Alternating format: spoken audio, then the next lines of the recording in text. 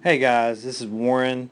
I'm going to be going over the ankle complex, the dysfunctions, the function, muscle groups, things to help with performance, and even muscular development if you're into the body transformation for actually the hip muscles, believe it or not, are affected by your ankles, and performance speed, all those things. All right. Start off here. If you can see, big toe. We're going to go around to the arch of the foot. First common issue we have is flat feet. It's where the arch collapses downward, and you either get plantar fasciitis or just flat feet, which decrease performance, and it just shows a lack of range of motion. Now, the muscles responsible to help keep the arch up is your anterior and posterior tibialis. And as you can see, they wrap around your ankles. Um, Let me show you here. The anterior comes down and around and wraps around the arch there. That's the shin muscle right there in front of the shin bone along the side. If you get shin splints, it's really inflammation of that muscle that's attached to the bone down your shin, and it's due to it getting overstretched or stress, which would be typical of flat feet associated with that, and weakness in that muscle. And then you have your posterior tibialis on the other side of the shin bone, on the inside. Um, it comes down and wraps underneath, and you can see it right there. Um, it comes down and wraps underneath the back side of the ankle, inside of the ankle. Um, that also helps hold the arch up. If you notice, if those muscles pull, they pull up on the foot, and the anterior pulls up on the foot.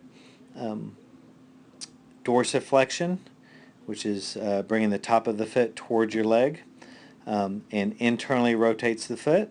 The posterior tibialis does plantar flexion, and what it does is internally rotates and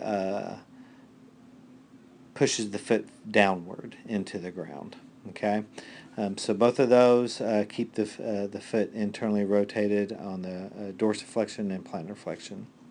It's about as far as I'm going to go with that. I'm trying to keep this less complex as possible. Now the third is the calf muscle, and you have your gastrocnemius and soleus. I'm not going to get into all that, but they all attach down into the heel. That's the term most people know. From there, um, the inside part is responsible for assisting the tibialis muscles uh, with the plantar flexion, internal rotation. All right, and that one tends to get weakened. So the inside part of the calf tends to get weak.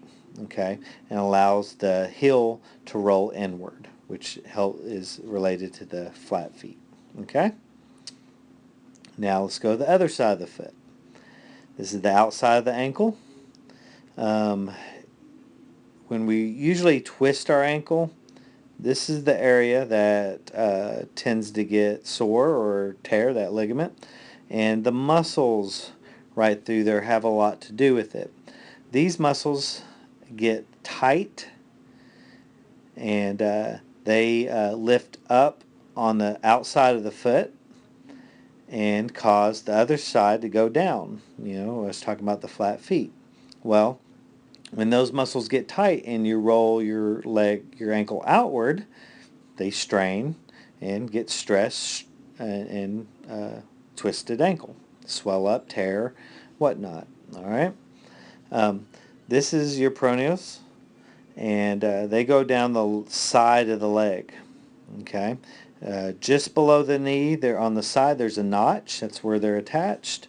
Those become tight or overactive. Okay. And they have everything to do with causing the feet, turn it around here the other way, to kind of from the shin, and your foot comes out like that, okay, when you lift your foot up, when you dorsiflex. And that's due to those muscles activating and pulling the foot up that way, which is a huge dysfunction as far as performance goes. That's what we do not want to happen. All right. Oops. All right. Now, to the calf area, that's the arch. The outside of the calf tends to be tight as well. Okay, you see how they're all related. So the outside part is tight, the inside part is weakened and lengthened. All right, so that causes the imbalance.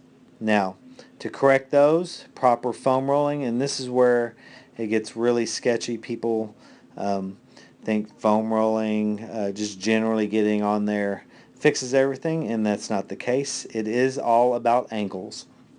And where are you foam rolling? And how are you stretching with what angle? Now, I'm going to go ahead and get into that part real quick. Clear that out. The foam roll is a deactivation technique of muscle fibers, and you do not want to foam roll the underactive muscles, the ones that are already lengthened. You don't even want to stretch them, because guess what? It is going to cause more of the issue you have. Common sense, right? The part you want to foam roll is the outer part. Because why? Those are the muscles that are overactive and weakened.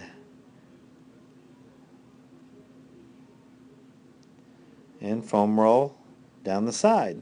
Okay, again, overactive and tight. All right, now when you stretch and you do the calf stretch, what tends to happen as you go into the stretch, your arch starts collapsing. And it's hard for me on this to really show you exactly how, but just a quick technique is when you go into the stretch and you find the first point of tension, making sure those feet are perfectly straight and squared with your hips. If your arch starts collapsing as you go into the stretch, you rotate your upper leg outward, like twist it outward, like you're making your knee turn out. That is going to allow the heel to roll outward and lift up on the arch, and that's how you want to hold the stretch, because you want to stretch the outside part of the calf and not the inside. Remember, if the arch drops, then the outside part gets stretched out more, which makes the problem worse. Again, when the foot's at dorsiflexion, we don't want the arch to totally collapse. Okay, it causes that external rotation of the lower leg, which in the next segment I'm going to get into the hip and knee area. So everything is affected above the ankle when these dysfunctions happen. Okay, so the only way to correct and progress on your hips and prevent knee injury or pain is we got to get these ankles set straight. All right.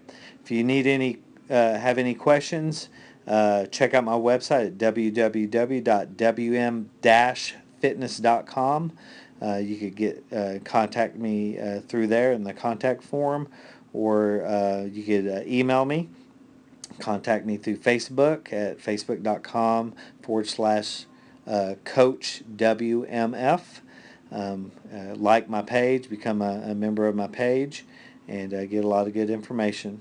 And stay tuned for the next segment. Have a good day.